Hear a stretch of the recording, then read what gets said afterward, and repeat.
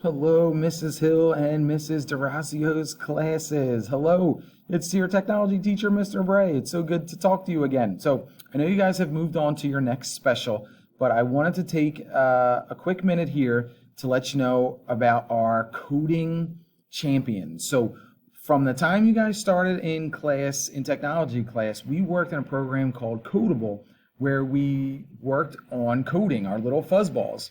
So the program actually keeps track of all the lines of codes that we write. So what I did is I compiled a list of our top 5 coders between Mrs. DOrazio and Mrs. Hill's class, and I have them to share with you.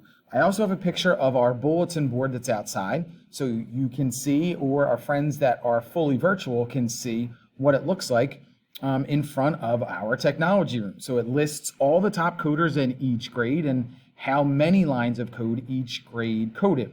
As a group for our day 3 students, we coded 40,985 lines. So a lot of coding was going on with our day 3 students. Now, I'm going to go over our top 5 coders from these 2 sections. In 5th place, Abdil with 162 lines of code.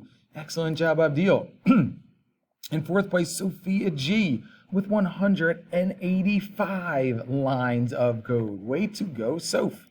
In 3rd place, Angel with 188 lines of code. Way to go, Angel.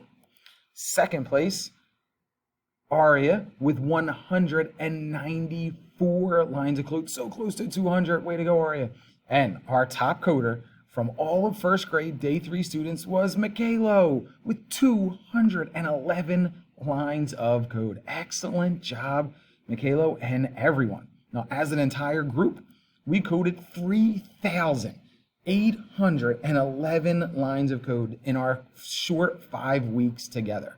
So excellent job. I am so proud of everyone. I hope you are enjoying your next special. And since I'm in your hallway, if you're ever walking by, stop in and say hi.